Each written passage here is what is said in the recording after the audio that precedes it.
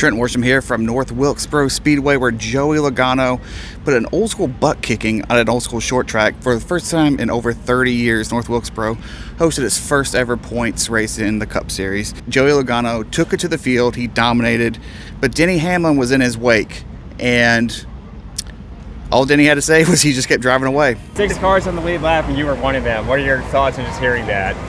Well, Joey was exceptional. I'm surprised there was that many cars on the lead lap, truthfully, just because he had raw speed. He had it from the lap 2 on a restart. I think there was one lap that he was vulnerable on restarts. And after that, he was locked in and gone. So it's just, you got a short track like this, 6 cars on the lead lap, 100 and what lap run? Over 150 lap run on. You're going to have very few cars on the lead lap, especially when you have a dominating car like he had. If you got the undercut, would you have been able to hold him off? That would have been close, because it was close.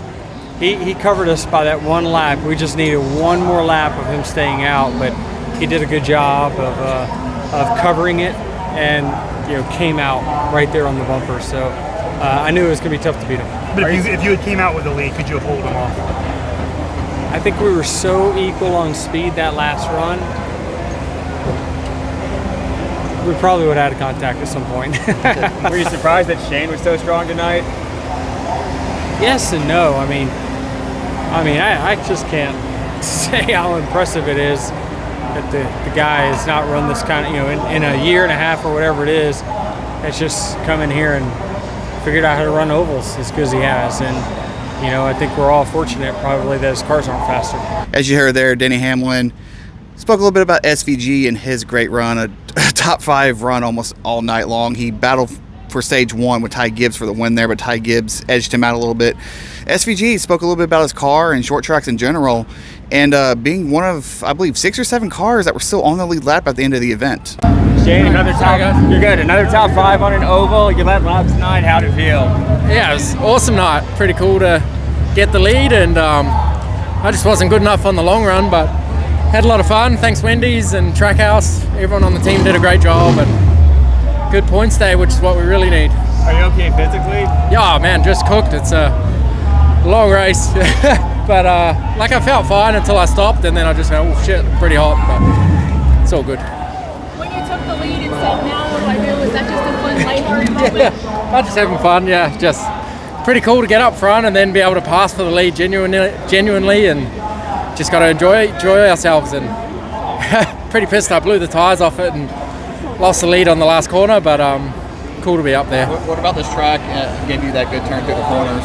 Yeah, we seem to be just like the truck race. I could roll the bottom really well and loose in, which hurt. We had one good stage where I could run up top, but I was married to the bottom for most of it, but it seemed to work for our car. I'll be 6 or 7 cars on the lead lap at the end, and you were one of them. How does that feel? Yeah, that's pretty cool.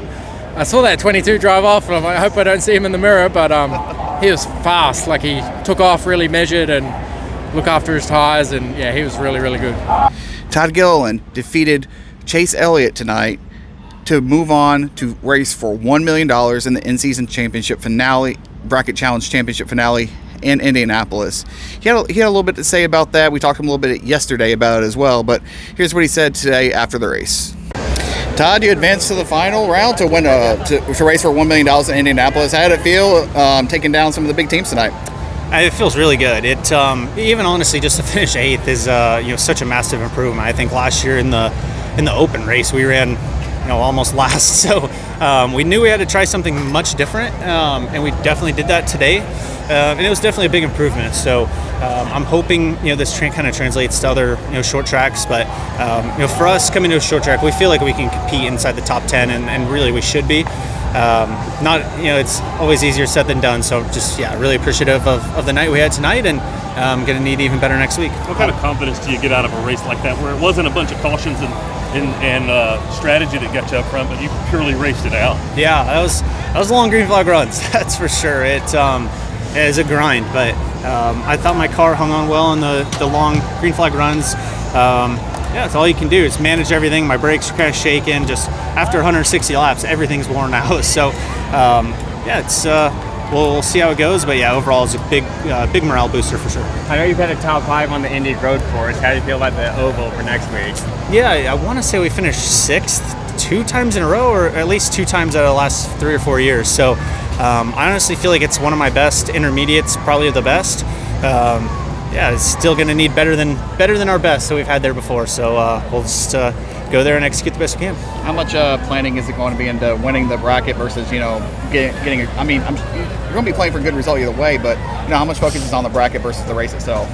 Yeah, I mean, for us, it's always about just getting the best result possible. And, in these battles, right, you're 1v1, but in the end, you're always just racing yourself in the racetrack. So that's always been my mindset just every single week, regardless of where we're at. So, we'll go get the best result possible we can, and we'll see where it lands us. If you do win the $1 million, what's going to be the big purchase for it? Man, I don't know. It's to be honest, I don't even know how much I would get from the team. So maybe now's the time to start having a serious talks about it. But we'll worry about that later. It'll be really cool regardless if we win it. Thank you. And lastly, the winner, Joey Logano and Paul Wolfe did a press conference after the race, and I asked Paul Wolfe about, after Indianapolis, they have, a handful of tracks, including Daytona, where Joey Logano and Penske in general are really good at. And I asked him what kind of run they could go on, and here's what he had to say. This is for Paul, Trenton Worsham from the Grid Media. You mentioned the weakness being, the bigger tracks and stuff compared to Blaney, but after that you have Iowa, Richmond, New Hampshire, then the Penske cars are always good at Daytona drafting. What kind of run could this team go on in the next several weeks before the chase? Yeah, I mean, I'm excited about it. I mean, I think coming into this weekend, we were optimistic. Like I said, we had good tests here preseason. Was very optimistic, but still cautious. When you've been on a struggle of a season, you never know what could happen. But like I said, it's proved out that continuing to stay focused and do what we know how to do, we were able to execute and get the performance we needed. So I think if anything, it just reassures myself, and I'm sure the driver, that we can go to these tracks that are strength of ours, I guess, if you will, and put on good performances and really work our way up with gain a lot of points. Is it going to get us to where we need to be a contender for a championship? I'm not going to say that, but you never know. I mean, Joey has shown he does really well under pressure. Like, that's not a weakness of our team. We've been able to perform at the highest level when there's a lot on the line, but it's obviously a lot different format this year, and realistic to know that, you're going to be at quite a deficit when the playoffs start if you come in at, just over the cut. So for me, it's about, like I said, making sure we maximize these races to end out the regular season, make sure we're getting all we're capable of, and then we'll kind of see where we are when it all resets and focus forward. But I feel good about where we're at and our opportunities over the next month or so. We got a big weekend coming up next weekend. Very special for all of us. It's not often you hear fans cheering for Joey Logano after a win, and tonight they were on the fence. They were cheering, they were chanting for him. He did a burnout with his kids in the car, and I asked him about that, just what tonight meant for him in general, and showing the field that he can still do it. Yeah, it was definitely special to win. I don't care where you're at, winning special, but here is really, really neat. And you brought up the fans. I went out to do the post-race interview with everybody, and everyone's outside of turn 3. And there's a lot of really fired up race fans out there that probably are not going to remember tonight anymore. They are ripping. It was the most energy I've seen. So nobody's leaving. It's definitely, and you guys haven't left yet either, but it's definitely, the fans here, they're diehards, right? I mean, this is like the old school track, right? You don't have all the amenities of a brand new stadium type thing, right? Like, this is, if you like old school NASCAR racing, this is it.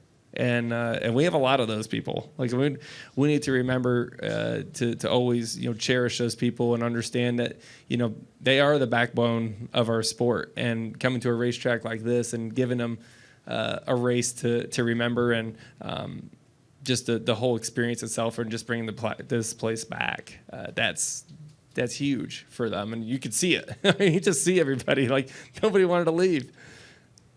Trenton Worsham here from the Good Media. Thanks for watching.